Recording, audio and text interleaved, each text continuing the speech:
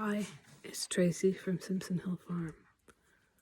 I'm going to talk tonight about ghosts here on the farm and in the township. Let me tell you, when I worked at the museum, people would tell me ghost stories all the time. They're here in Nipissing. We are one of the oldest communities in this area, and we have ghosts. So I want you to sit back, grab a cup of tea, grab someone you love and squeeze their hand tight, and let me tell you a tale or two.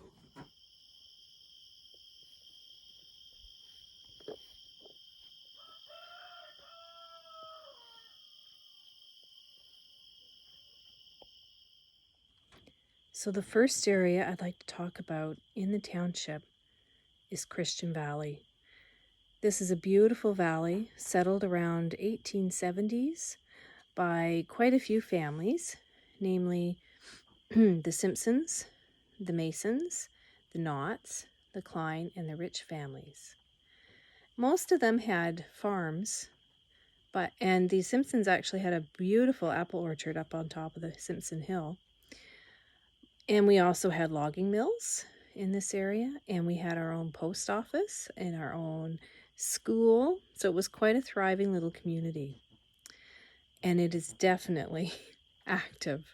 There are at least 4 or 5 homes in this community that regularly receive reports. Some of them have deceased family members visiting them in the night in either dreams, but then they realize that some things in the house have been moved. Other people will go out and have a sense of someone in their gardens.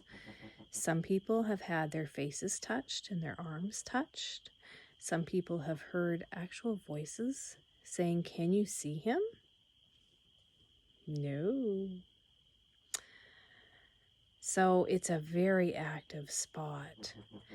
One place that's very active is this barn.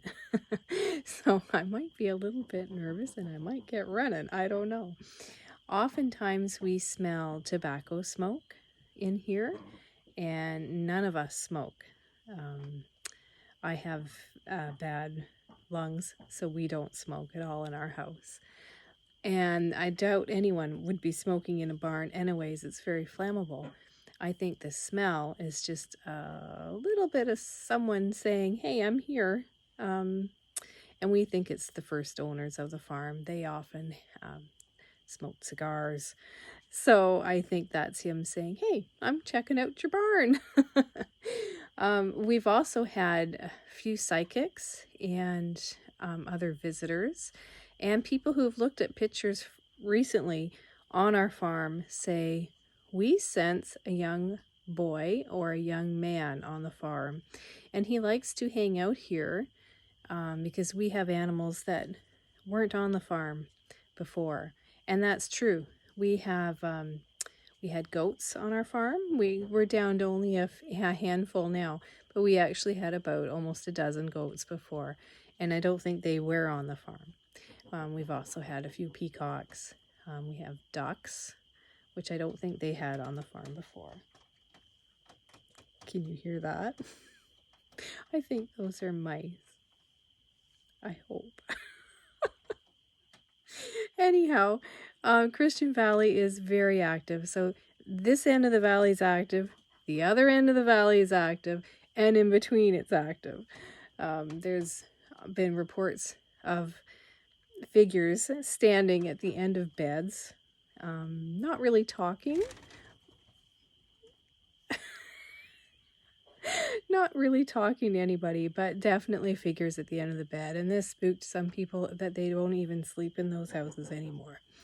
I know at the other end of the valley, when other people have passed away, really sensing those people in the house that they lived in. So I think I'm going to wrap up Christian Valley. I might take a little tour around, show you how foggy, misty it is. It's a very magical place. It's beautiful, and I would imagine if your soul is here, you're going to feel pretty good and happy. I think that's a mouse going up the wall. Just remembered another story we had about farming and ghosts. There was a young gentleman who drove past a house. He was helping a neighboring farmer hay in the fields, and it was time to get the hay into the barn, so they drove past the main house, and he looked up, and he saw something in the bedroom window, and it was a little bit disturbing. It disturbed him so much that he quickly looked away and looked back, and the thing was gone. But he was still very pale, and everybody noticed he was pale but didn't say anything about it. He finished up work, went home. It still bothered him so much that he drew a picture. Now I happened to see this picture, and let me tell you, it was not good. It looked like a man, balding, and his face looked like it was melting. So, very scary apparition. Sadly, it was in my house. And we have not seen this apparition, thank goodness. But yeah, we heard about it many months later. It wasn't told to us right away. That's how scary that person felt. He felt very scared. In this valley as well, and I can attest to this, there have been strange lights. And one time I saw a huge black triangular flying object. Don't think I'm crazy. I'm not crazy. It was low, it was slow, and it was absolutely silent. It had 3 lights that didn't blink, and I was quite frightened. I had a young child with me at the time. This was quite a few years ago. I had to go and call my husband and say, hey, come check out this thing in the back porch. And it flew from the north of the valley down through and past the south end, southwest. Very odd. Never saw it again. Hope I never see it again. There you go. This valley, strange, mystical, and amazing.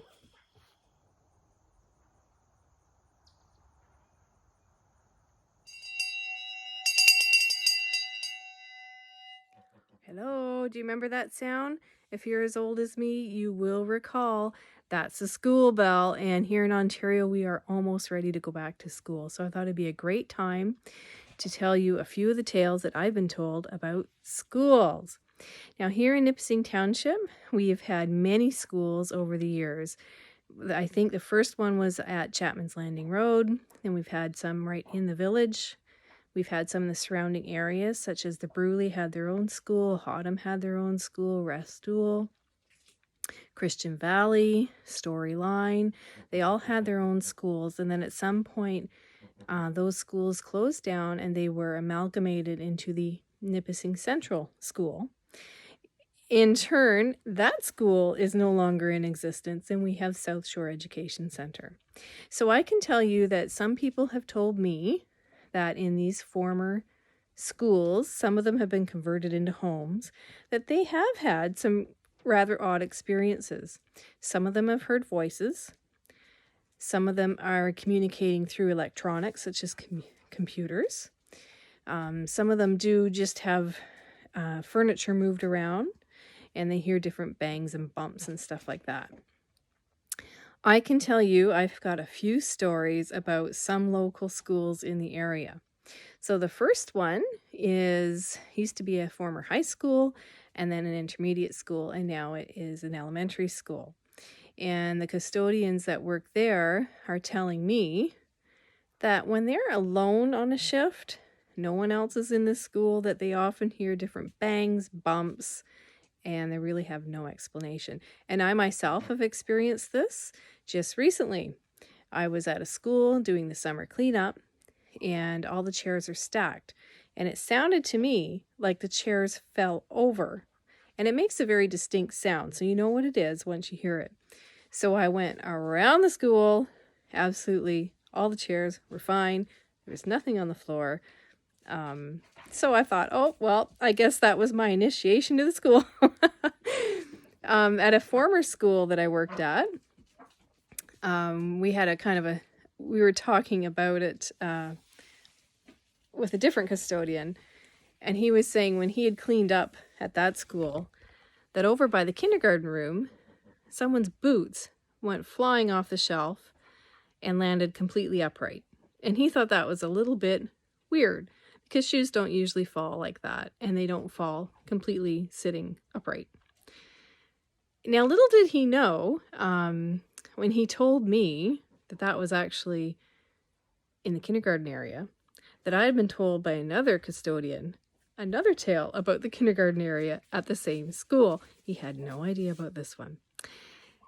So this other custodian was saying that one night, as they were cleaning, they looked up down the hall and they thought they saw a figure kind of going out of the, the corner of the eye thing, going from the hallway into a room.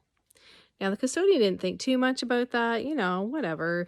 Sometimes you see a little blur out of the corner of your eye, doesn't mean anything. A few weeks later, they were cleaning the same hall and they looked up and they saw this figure dashing from about halfway down the hall, from the hallway into a room.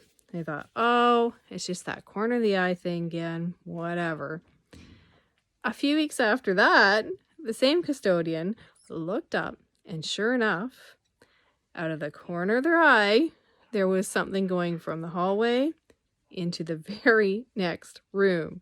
So that was about maybe 10 feet away from that custodian.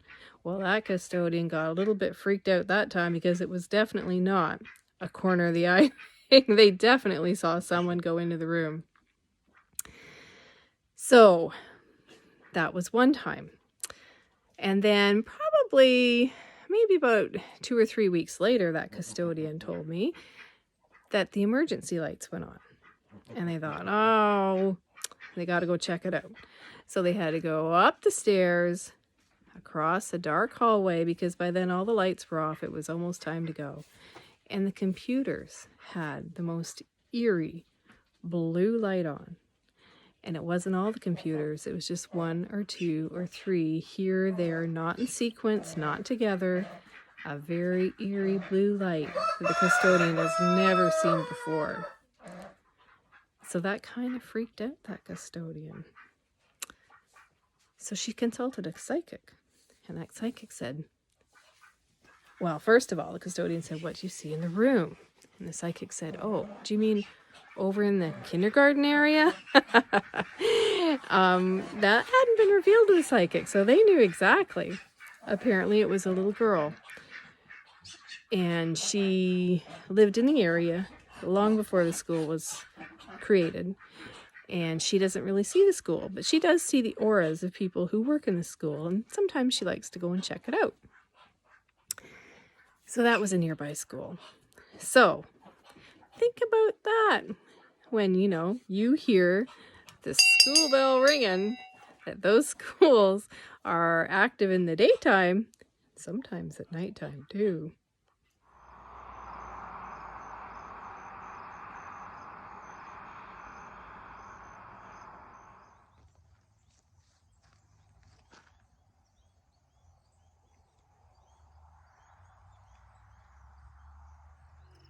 Hi, I'm back again, and I'm going to talk about churches.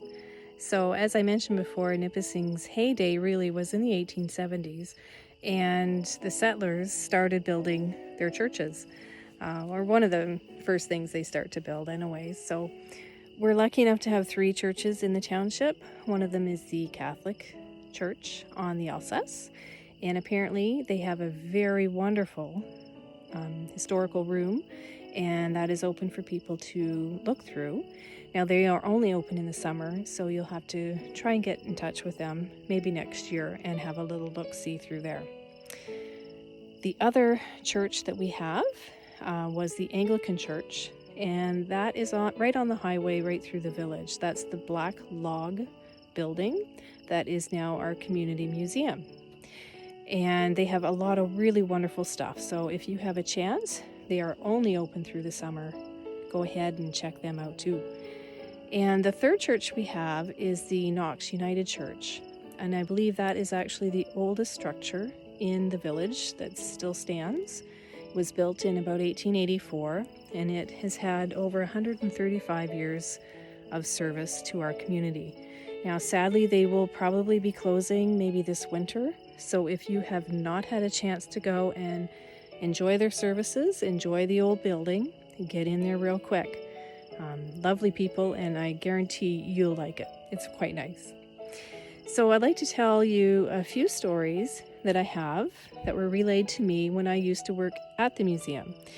I would have lots of people come in and tell me their ghost stories, and then when I went to write my little booklet, all of a sudden they were really quiet and they didn't want to expand on those stories.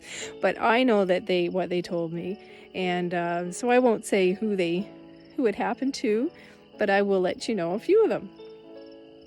So through the village, close to the church, sometimes people see a man walking. So if you're out at night walking around the village and you think you see someone, yeah, maybe you have.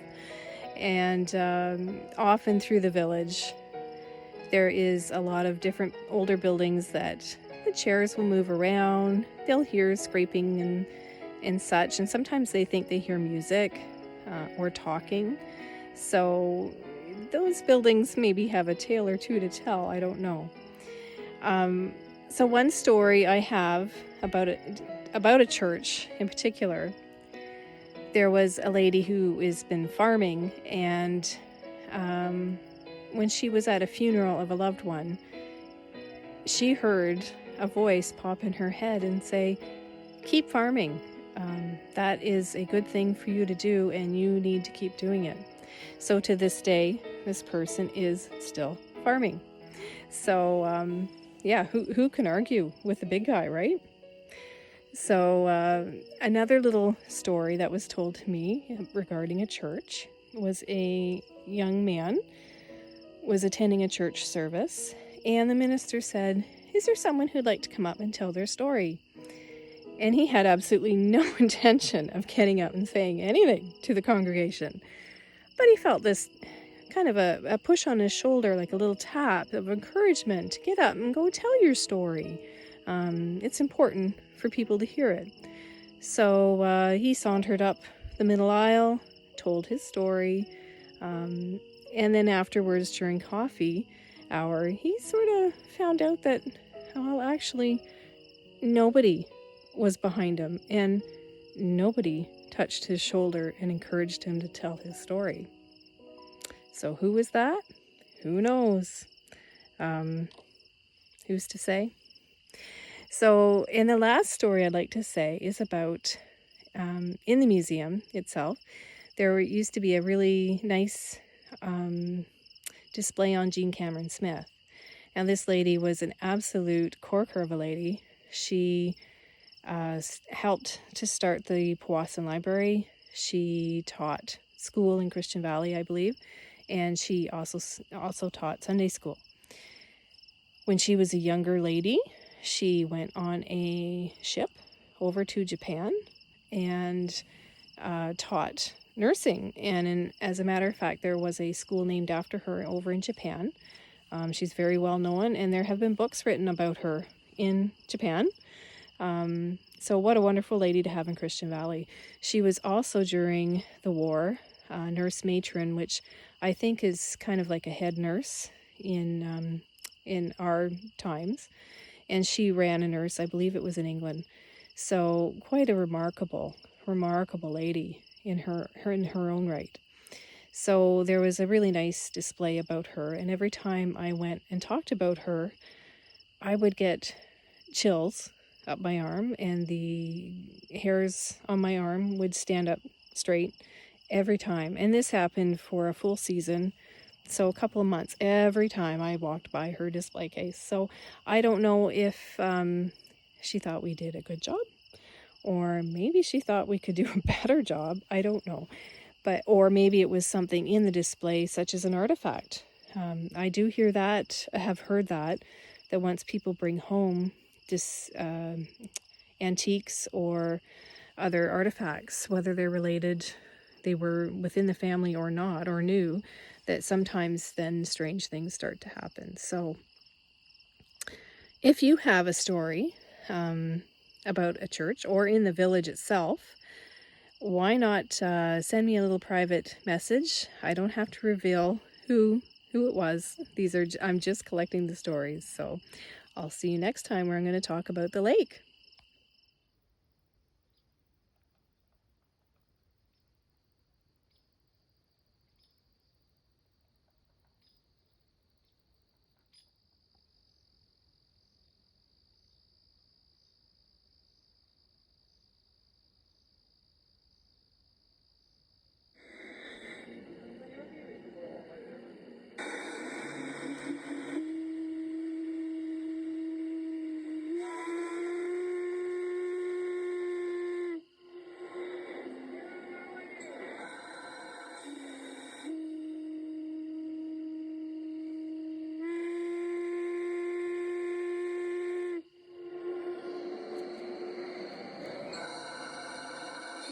One more.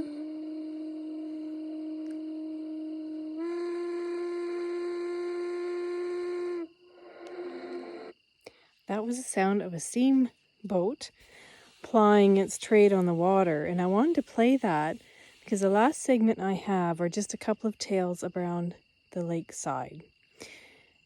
The steamboat, yes, Nipissing had a steamboat, and it ran for a few years quite successfully between Nipissing, a little bit of Callander, North Bay, mostly up in Sturgeon Falls. So back and forth it went.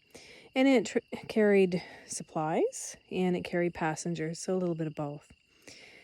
Now, once the train bypassed Nipissing and went through Powassan, that business of the steamship wasn't quite as profitable anymore, and it eventually, it was called the Muskoka, Nipissing Muskoka Steamship Company, by the way, which is still in operation in the Muskoka region. And I took the boat, the Seguin, really excellent, one of the oldest steamboats still going. Go do it. It's a great deal of fun. Okay, so here we go, the story again.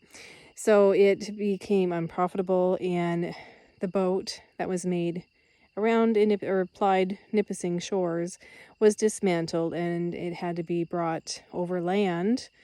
It was going to go down to Muskoka, and unfortunately it caught fire and the bits of it burnt. The only thing that was left was a steam whistle. And apparently the captain would hear that steam whistle on another boat, and he would lament, the passing of his boat. So in a way, that's a bit of a ghost story on a steamship on Nipissing's lakeside. The other story I have was from a dear person who was friends with someone who had passed away and left their cottage to a descendant. So this person was actually asked to go and clean the cottage, and they had an unmistakable draw every time they were in there towards the piano. Now, there's nothing on the piano. There was just a few music books and a few photos. And this person couldn't understand their draw towards the piano until the descendant said, well, we usually keep so-and-so's ashes there, but we take it away when we go home for the weekend. We like to have it nearby, and so that goes down south with us on the weekend. So I thought that was pretty remarkable that person did not know that, just had this draw towards the piano constantly. After about a year or so, that draw seemed to disappear, and that person thinks maybe the ashes were scattered around the cottage around Lake Nipissing. So those are the tales that I have, some newer tales. Some of them are in my book, some are not, of the ghosts or strange things around Nipissing Township and area. If you have some to tell and you'd like to forward them to me, please do so. I would love to hear about them. Anyways, enjoy spooky October and have fun. And if you hear things that go bump in the night, maybe they're really going bump in the night. Bye.